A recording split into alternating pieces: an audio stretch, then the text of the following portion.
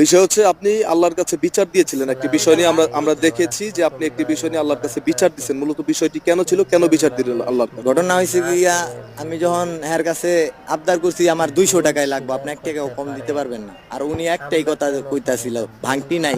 তখন আমি বলতাছিলাম আমার কাছে 300 আছে, আপনি 500 দেন। এইভাবেই কইরা কইরা আমি মনে করেন পুরো প্ল্যাটফর্ম দৌড় দিয়া প্ল্যাটফর্মে শেষ পর্যন্ত গেছি গা।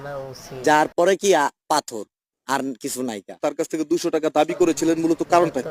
মানে কি পারপাস 200 টাকা দাবি করছেন? কারণটা একটাই স্যার, উনি ট্রেন মিস করতো, ওনাকে আমি ট্রেনে উঠাই দিছি। তো আমি এর বিনিময়ে 200 টাকা চাইছি, এটা আহামরি কিছু না, এটা সবাই জানে। বোঝা নিয়ে গেছেন, মানে আপনি কি কুলির কাজ করেন? হ্যাঁ হ্যাঁ হ্যাঁ, শুরু থেকে স্যার আমি ওই প্ল্যাটফর্মের বাইরের থেকে রাস্তা থেকে আমি আরে বললাম কি জানাবাদ এক্সপ্রেস, তিনি বললো হ্যাঁ। আমি বললাম স্যার আমি উঠাই দিয়ে আসি, নাহলে তোর ট্রেন মিস করবেন, ট্রেন ছাইরা দিছে।